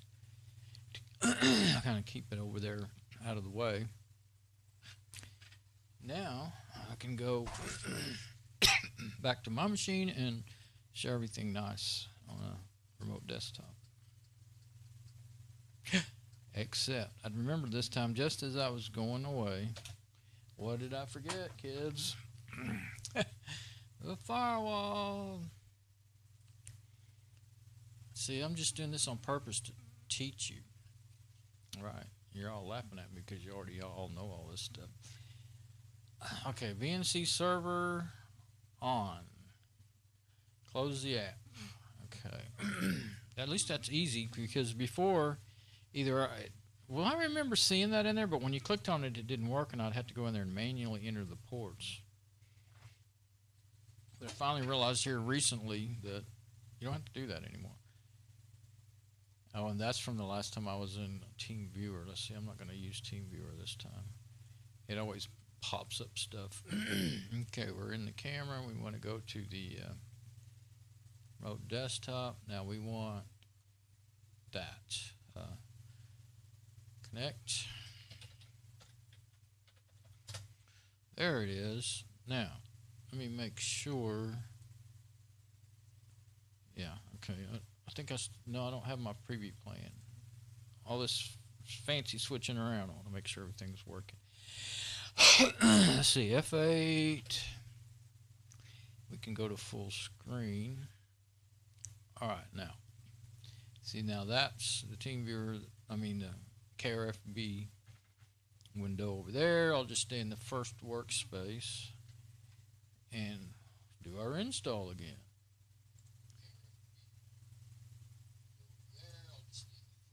Okay, now, okay, but I figured out in this at least this live one, click on it and leave your mouse right there and hit enter.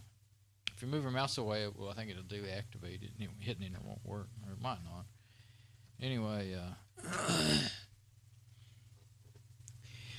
now, you can just hit enter to go where you used to could just keep hitting enter, but it didn't work. Even though it's highlighted, it didn't work. So click on it then. Oh, I think it did work and it was just taking a while. Well, I don't know. Now I don't know. Okay, so the date and time is already set for me. Keyboard is set for me. I want to give it the host name that I want, and that was AS. I can't see that. My eyes are worse today. Yeah, you gotta make sure you don't delete your .local.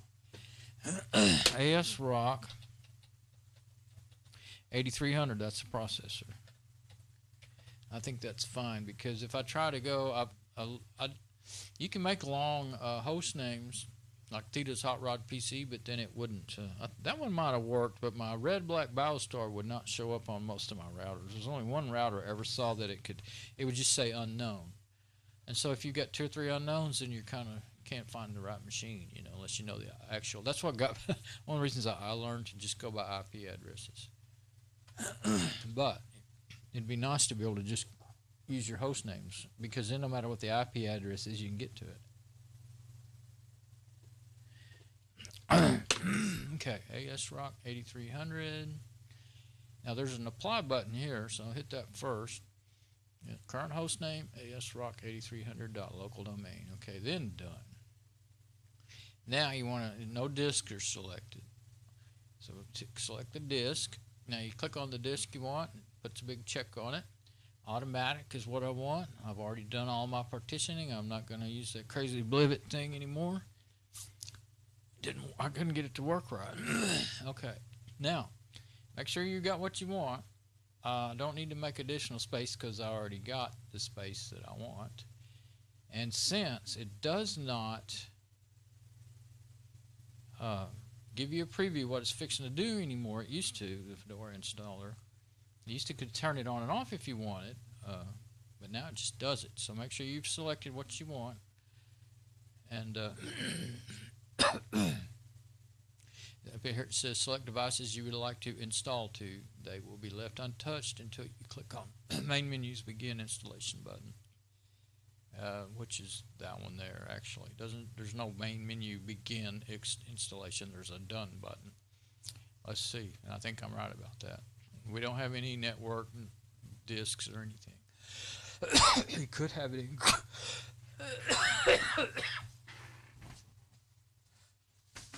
I could have it encrypt your data, but I did that once, and it gave you 2 passwords to log in with. Your user password and the data decryption password is just a pain. If I was somewhere like in an office where lots of people were around the machines, yeah, I'd do it. But since it's just me, I'm not going to do it. Okay, done. And I thought it was going to start. There we go. There we go. Oh, there is a begin installation button. It's when this gets through loading, we'll be able to click it. It's not done loading yet. Okay. So it's after you hit done. So the instructions were wrong, though. They didn't say click done. They said click begin installation. Seems like by now they'd have figured that out because they've been using this installer for a long time. Several since Fedora 23, I know, probably before that. Okay. Automatic partitioning, and see there's nothing down here. I've looked and looked to show you what's going to happen. You hit begin installation, you're committed. See, I could have caught that it wasn't going to work right if it would have showed me what my partitioning was going to be like. my partition tables were going to be like they used to. So, you know what they always say, if it ain't broke, don't fix it, but they fixed it anyway. Okay, and it's really pretty fast though. Root password, I'm going to do that.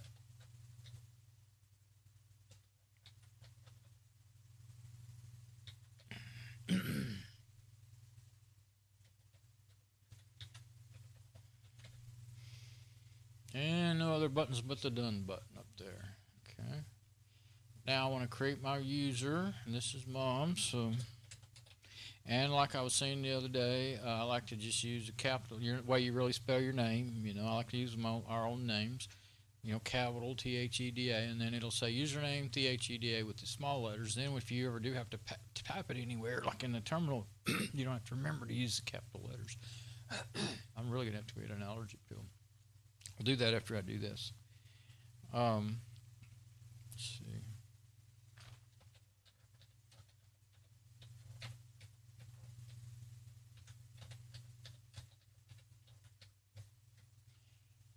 Okay, and that's good. In the advanced section, you could change things, but I'm not going to do that.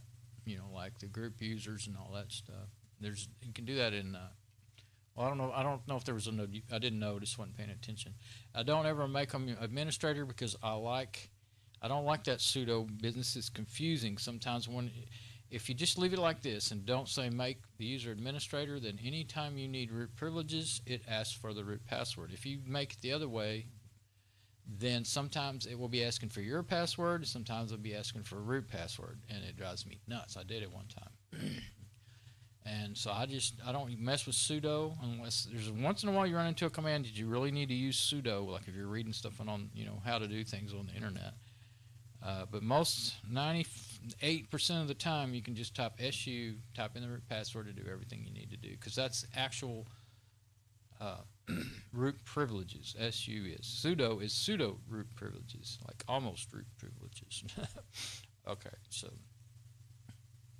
theoretically that's a little safer, but you can still break a system with sudo just as quick as you can with SU. So, all right, now it says at 56%. It's just going to finish, and from what I remember, there's no more questions or anything. So I'm going to go get me an allergy pill, and actually I have to have a quick break, so I'll be gone for a minute, and I'll be back.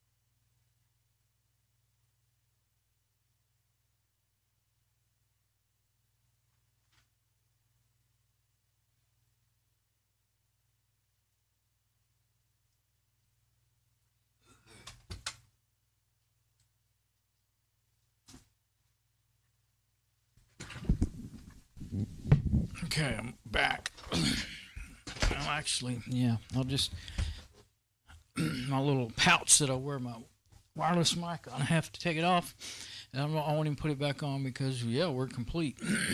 Okay, if I have to get up and do anything and wear it, I'll put it back on.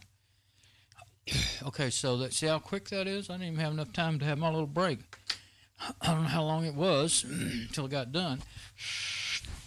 Of course, I'm sure that it was that quick because, you know, the machine is fast, so much faster than the others because I've installed it on that dual core, and I don't think it was this quick. Hang on.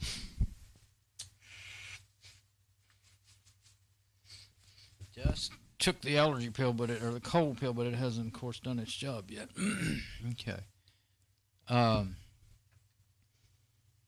Cool. Now, I'm going to reload my preview again. I'm going to let it play while I'm doing stuff so I can keep track of what's going on. Okay, hit quit. Now,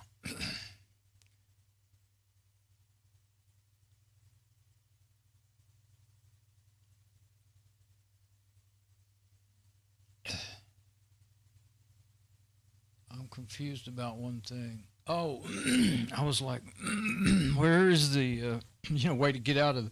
I thought I was doing remote desktop, but I was like, oh no, am I really on that machine and I forgot to switch? But yeah, I'm on remote desktop.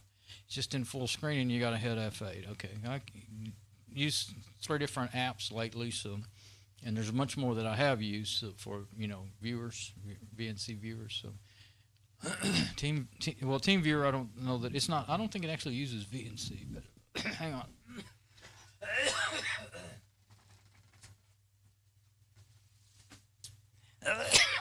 Got hotter in here again. I didn't want to open the curtain just because it's a pain in the butt.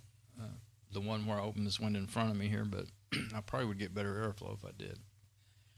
Okay, it's done. And, of course, it tells you, I didn't read that, I forgot to, but it tells you to restart. But you'll just boot back up to your USB stick. So used to, they always told you, check out your CD, your DVD, or USB stick. But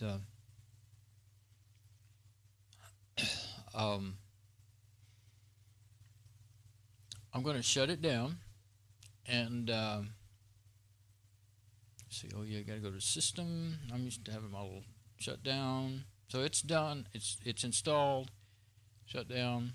Okay, and of course that breaks my VNC. Oh, this one just closes the app. It just completely closes itself, which is actually kind of convenient. It's shut down. Perfect. Just like that. Cool. Okay, now go back to my camera. What I'm going to do is this is already, how long is it? 2 hours and 1 minute. So I'm going to break the video up. I'm going to go back to work on it, but I'm going to go ahead and can't hardly talk right now anyway. Maybe in about 10 minutes it'll be better. Open that curtain. I can see them moving, and I'm not getting, there's a breeze outside, but I'm not getting it. So shut it down, reboot all my everything. Basically, I could probably go ahead and reboot the computer to make sure that my stream, my Wi-Fi works good on my stream and everything. And I saw myself doing it in this preview, and then I looked to the left at my laptop, and I saw myself going like that again. It's like, what? Really caught my attention. So.